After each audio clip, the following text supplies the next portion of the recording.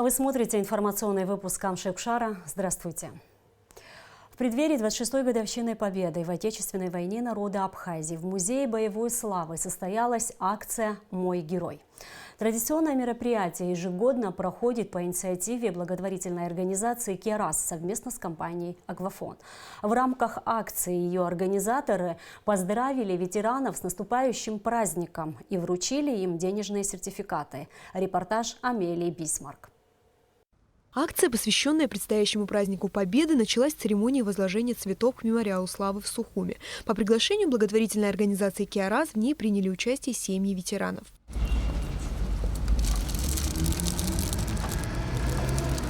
«Керас» на постоянной основе проводит благотворительные акции различной направленности. Сотрудники организации в повседневное время и в праздники уделяют особое внимание ветеранам Отечественной войны народа Абхазии, по возможности стараясь выделить тех, кто оказался в трудной ситуации. Совместно с нашим первым официальным партнером компании «Аквафон» была разработана акция «Мой герой», посвященная Дню Победы. Проводим мы эту акцию уже 4-й год подряд. В этом году в акции примут участие 10 ветеранов, которым будет вручен сертификат на сумму 20 тысяч рублей. Основной долг послевоенных последующих поколений нашей страны – это долг перед поколением ветеранов. Поэтому так важно уделять им внимание и не забывать то, что благодаря им мы сегодня живем в свободной стране. Среди приглашенных никто иной, как настоящие герои современного времени. Несмотря на то, через что им пришлось пройти во время тяжелой войны 1992-1993 годов, они создали семьи и воспитывают молодое поколение Абхазии. Победа – это важный праздник для каждого ветерана. Они ждут его с нетерпением, чтобы вновь встретиться с друзьями и вспомнить погибших товарищей. Это одновременно радостное и печальное время. Акция «Керас» направлена на то, чтобы сделать этот день особенным. Желаю всем здоровья, счастья, благополучия. И чтобы этого больше не повторилось. У меня семья, 3 детей. И я хочу, чтобы они больше, не увидели больше войны, что мы видели. Идея организации подобной акции возникла у сотрудников «Керас» 4 года назад. И ее сразу же поддержала компания «Аквафон», обеспечив финансовую поддержку реализации проекта. 26 лет тому назад эти люди без сомнений и колебаний встали на защиту нашей Родины. И сегодняшнее мирное небо над Абхазией – это их заслуга. Участвуя в подобной социальной акции, приуроченной к Дню Победы, мы хотели бы очередной раз сказать спасибо нашим ветеранам. До главного праздника остается совсем немного. И сейчас важно, чтобы те, кто принес нам победу, ценой собственной решимости и силы духа, встретил 30 сентября в хорошем настроении и с верой в лучшее. Амелия Бисмарк, Томас Чаковани, Абхазское телевидение. 27 сентября, в день освобождения города Сухум, администрация столицы проведет ряд мероприятий, которые начнутся в 10 часов с церемонии возложения цветов к мемориалу славы. В 11:30 состоится открытие мемориальных досок добровольцам Отечественной войны народа Абхазии на Гумистинском мосту. В 16:00 праздничный концерт в Абхазской государственной филармонии. На набережной Махаджиров также в 16 часов откроется выставка пленэр, посвященная Дню освобождения города. В 17 часов здесь же у колоннады пройдут соревнования по брейк-дансу, а в 18 часов 30 минут стартует шествие с флагами в сопровождении национальной музыки и танцев. Кроме того, с 26 по 28 сентября в Сухуми пройдут международные соревнования по самбо «Кубок Победы», а с 27 сентября по 2 октября 23-й международный турнир по волейболу «Кубок Победы и независимости Абхазии. Союз журналистов Абхазии намерен развивать творческие связи с профессиональными союзами различных стран мира. В среду на полях проходящего в Сочи форума современной журналистики председатель Союза журналистов Абхазии Руслан Хашик подписал соглашение о сотрудничестве в сфере журналистики и обмену опытом с председателем Союза болгарских журналистов Снежаной Тодоровой, заместителем председателя Союза журналистов Монголии, председателем Союза журналистов Дагестана и Чеченской Республики. Документ предусматривает взаимный обмен журналистскими делегациями, организацию пресс-туров, обмены практическим опытом. Мы в прошлом году подписали соглашение о сотрудничестве с Союзом журналистов России.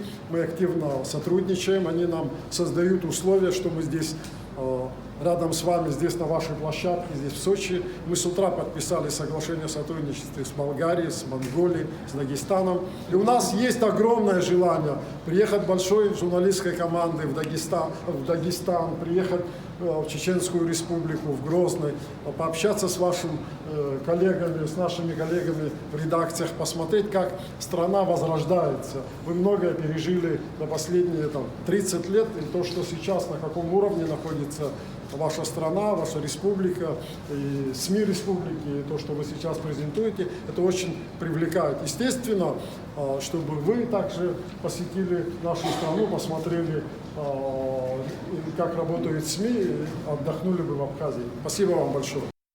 В Государственном управлении по транспорту состоялось совещание, на котором был обсужден вопрос о необходимости увеличения количества бланков разовых разрешений Российской Федерации на международную нерегулярную перевозку пассажиров автотранспортом по территории России. Об итогах совещания расскажет Сария Кварацхелия. Согласно межгосударственному соглашению между Абхазией и Россией, с 2011 года Управление транспорта Абхазии ежегодно выделяется 11 тысяч бланков. Бланк предусмотрен для автобусов вместимостью более 9 человек. В летний период, в самый разгар курортного сезона, въезд и выезд для абхазских перевозчиков был упрощен. Помимо экскурсионных маршрутов, в это время возрастает и количество перевозчиков, предоставляющих услуги трансфера. И в связи с этим, как говорят представители транспортного управления республики, количество бланков необходимо увеличить. Комиссия, просматривает в течение года, мониторинг, используем мы эффективно или нет. Так как вы знаете, на государственной границе, когда проходишь на ПСОВ, есть все там службы, которые фиксируют количество туристов перевезенных, количество автотранспорта, которые пересекли государственную границу. Исходя из этого, они каждый раз нам доказывают, что мы неэффективно используем. Да, есть наша вина. В соглашении есть пункт такой. О паритете. Что это значит? Паритет. Если наших 50 автобусов заехало на территорию Российской Федерации, и 50 российских автобусов должны к нам заехать. Но анализ работы показывает, что около 30% российских автобусов заезжают в Республику Абхазия. Все 70% выполняют наши перевозчики. По этому вопросу с июня месяца ведутся переговоры с Минтрансом России, в результате чего дополнительно были выделены 1200 бланков, однако 450 из них уже израсходованы. Мониторинг ситуации в этой сфере проводит Министерство по налогам и сборам Абхазии. Что хотелось бы сказать с нашей стороны, что мы будем идти по такому пути. Мы посмотрим списки, которые нам предоставили транспортное управление, и если есть задолженность, естественно, мы будем просить транспортное управление не выдавать эти дозволы. Только таким способом мы сможем упорядочить рынок транспортного обслуживания. И я думаю, что добросовестные налогоплательщики должны получить дозволы и должны в первую очередь пользоваться такими льготами. А те, которые у нас состоят в должниках и недобросовестные налогоплательщики, к сожалению, мы вынуждены будем просить управление по транспорту, чтобы дозволы не выдавались. О проблемах, с которыми сталкиваются перевозчики, рассказал генеральный директор компании «Гаруда Экспресс» Георгий Ачпа. Сами перевозчики стараются, насколько я понимаю, сократить количество дозволов, сократить используемое количество дозволов. Как только встал вопрос о том, что их не хватает, многие перевозчики стали использовать законодательство в том ключе, где мы имеем полное право вывести пассажиров на территорию Российской Федерации в одну сторону. Наша проблема в том, чтобы посадить их обратно и привезти сюда. Государственное управление Абхазии по транспорту намерено обратиться к премьер-министру республики с письмом о необходимости увеличения количества бланков разовых разрешений Российской Федерации на международную нерегулярную перевозку пассажиров автотранспортом по территории России до 14 тысяч. Сария Кварацхелия, Степан Мартиросян, Абхазское телевидение. 7-й международный Молодежный арт-фестиваль «Прогулки по набережной» прошел в Национальной библиотеке имени Ивана Попаскир. Мероприятие, давно ставшее традиционным, собрало немало молодых и талантливых музыкантов, художников, литераторов и артистов. Чем прогулки по набережной удивили участников и гостей фестиваля в этом году, расскажет Гугут Савардани. С книгой в 21 век такое название получил молодежный международный арт-фестиваль «Прогулки по набережной», который уже стал традиционным и знаменательным событием в культурной и общественной жизни страны. Ежегодно здесь собираются немало профессиональных и самодеятельных творческих коллективов. Популяризация чтения среди молодежи, а также популяризация библиотеки как место интеллектуального развития – основные цели фестиваля. Уже по сложившейся традиции основные мероприятия фестиваля «Прогулки по набережной» проходят на прилегающей территории к Национальной библиотеке. С каждым годом программа фестиваля расширяется. На этот раз форум объединил 7 отдельных творческих площадок с различной тематикой. Это территория литературы и библиотек, музейная территория, территория визуального искусства, территория моды, танца и музыки, территория спорта, детская площадка и территория национальных общин. Мы побывали на некоторых из них. На площадке литературы и библиотек любой желающий мог выбрать и забрать с собой понравившуюся книгу как абхазских, так и зарубежных авторов. Гости фестиваля с большим желанием разбирали книги с полок. Книги наших абхазских писателей я приобрела. Я вот нашла здесь Валентина Когоня, Мушнемика. Какие книги вы сегодня приобрели? Ну, историческую, только историческую, а так есть и лекарственные, и что-то полезное, не знаю кто что. В общем, я смотрю все книги.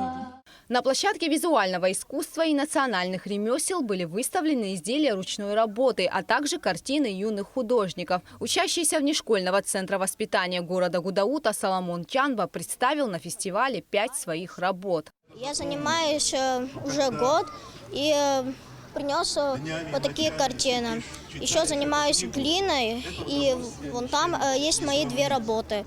Новогодний мешок и виноградная лоза. На детской площадке дети с большим удовольствием раскрашивали рисунки красочными карандашами. Мне сегодня здесь нравится, я очень люблю рисовать. На территории спорта собрались любители настольного тенниса и шахмат. Здесь за шахматным столом встретились учащиеся школ из Ачамчиры и Сухума. Я ходила в шахматы 2 года, не очень разбираюсь, но стараюсь и люблю шахматы. Она проигрывает по фигурам, у меня преимущество сейчас. На площадке музейной территории были представлены уникальные экспонаты Абхазского государственного музея и литературного музея Дмитрия Гулия, а также экспозиции Ишерского музея боевой славы. Особое внимание гостей фестиваля привлек стенд под названием «Многоликая Абхазия», на котором были представлены десятки черно-белых снимков с изображением представителей различных общин страны, лидеры республики и видные политические деятели в разные периоды истории Абхазии. Как отмечает директор Национальной библиотеки Борис Челария, проводить такие мероприятия и прививать любовь к чтению очень важно с детства.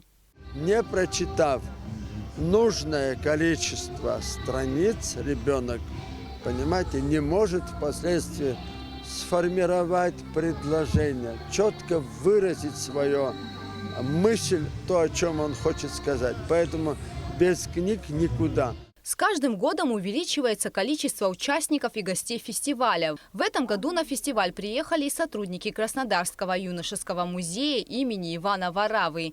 Также фестиваль посетили и гости из Саратова, которые привезли для фонда библиотеки недостающие книги. Вот книга о библиотеке, в общем-то, в принципе, о библиотеке Попаскир. Здесь вот даже закладочки, чтобы сразу можно было найти и прочитать. Здесь, ну, сами понимаете, эпос Нарте – это для Абхазии основное.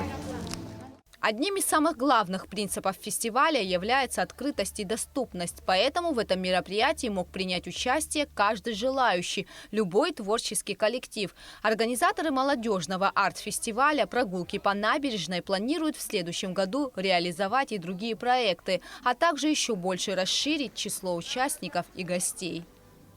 Гугут Савардани, Алексей Баструков, Абхазское телевидение. 27-й чемпионат и Кубок Абхазии по футболу перенесены на весну 2020 года. Об этом сообщила Федерация футбола Абхазии на собрании с представителями районных команд и Госкомитета по физической культуре и спорту. О том, почему было принято такое решение, расскажет Алика Трапш. Проведение 27-го чемпионата Абхазии по футболу было запланировано на сентябрь текущего года. Для его организации необходимо как минимум 6 команд. Но на сегодняшний день принять участие в чемпионате могут только 4. В связи с этим Федерация футбола Абхазии решила нецелесообразным проводить и чемпионат, и Кубок Абхазии, а перенести их на весну 2020 года. При этом решение Совета Федерации с тем, что осталось 4 футбольных клуба высшей лиги, чтобы эти команды не оставлять без тренировочного процесса и игровой практики, приняли решение провести турнир из 4 команд в 2 круга. Этот турнир запланировано начать с 10 октября по 21 ноября. В связи с такой ситуацией, со сложившейся, мы должны принять решение и уже напишем письмо президенту республики. Главная причина отказа футбольных клубов участвовать в первенстве Абхазии – финансовые трудности. Часть футбольных клубов республики находится на государственном финансировании. К примеру, Афона, Ачимчира и Гудауты. Но и они ощущают острую нехватку средств. Что касается других клубов, Нарта и Динамо, то они функционируют за счет спонсорской поддержки. Однако, как отмечают их руководители, эта помощь не постоянна. Динамо, Нарт весной тоже не будет выступать. Если нам государство будет помогать, мы будем продолжать вместе с федерацией проводить чемпионат. Если нет, значит на этом футбол пока закончился. Большой футбол, а детский футбол проводить детский. Будем детьми заниматься. То, что дает сегодня нам государство, что дает деньги, эти деньги уходят на оплату судей, которые мы привозим в Афонию. Я буквально вчера разговаривал. Они не участвуют, потому что нету футболистов и нету денег. Они то, что есть деньги, оставшиеся, они хотят пустить на детский футбол. И года через 2-3, чтобы взрослый футбол вот с этими детьми тихо подойти к взрослому футболу. Как говорят эксперты, для того, чтобы из года в год не возникал вопрос, состоится ли очередной чемпионат Абхазии по футболу, необходимо на сезон финансирование в размере более 4 миллионов рублей. Если в чемпионате Абхазии будут играть около 7, плюс, может быть 8 команд, с учетом командировочных судей, которые приезжают, с учетом их питания, с учетом их проживания, плюс детские соревнования, юношеские соревнования, взрослый чемпионат Абхазии из 8 команд, плюс розыгрыш Кубка Абхазии, тоже, скажем, из 8 команд на один футбольный сезон, может хватить около 4 с небольшим миллионов рублей. Если говорить о детско-юношеском футболе Абхазии, то по всей республике насчитывается 48 команд, в которых играют порядка 700 человек в возрасте до 14 лет. Однако далеко не все учащиеся в детских футбольных школах продолжают свою карьеру, так как не видят перспективы. Именно поэтому государству необходимо поддерживать все футбольные клубы, считают представители Федерации футбола Абхазии. Алика Трапш, Минала Гухава, Абхазское телевидение. Солисты молодежного хора «Вдохновение» выступили в Новоафонском монастыре с концертом. В храме звучали церковные мелодии, которые создали здесь необычную атмосферу. Наша съемочная группа вместе с прихожанами насладилась пением юных исполнителей.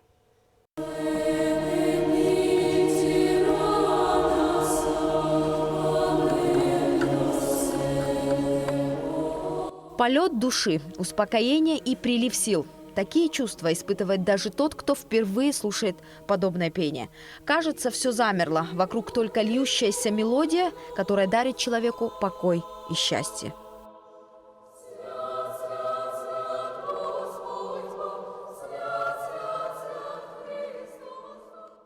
Как ангелы поют на небесах. Эти девочки, мальчики, девочки. Я такое еще не слышала. Всю душу переворачивает. Коллектив «Вдохновение» – лауреат различных международных конкурсов. Его солисты активно гастролируют по миру. Но выступать в таком месте особенно волнительно, говорит Маргарита Силаева. Она в хоре выступает уже несколько лет и параллельно заканчивает музыкальное училище имени Гнесиных. Очень люблю петь в храме, потому что в храме своя собственная аура, обстановка. И это как-то позволяет как будто бы выйти из своего тела и находиться в каком-то неком пространстве, от которого получаешь неимоверное удовольствие. Хор вдохновения пригласили в Абхазию для участия в фестивале «Салют талантов». Он пройдет в Пицунде в ближайшие дни. Так что желающие еще смогут услышать и увидеть выступление этого коллектива. Нала Мукпа, Тамас Чиковани, Абхазское телевидение. А сейчас о погоде. По сообщению гидрометцентра, в Абхазии ожидается облачность с прояснениями погоды, а ночью и утром дождь, местами дождь с грозой. Температура воздуха ночью плюс 11-16, днем плюс 19-24. Температура морской воды плюс 23 градуса.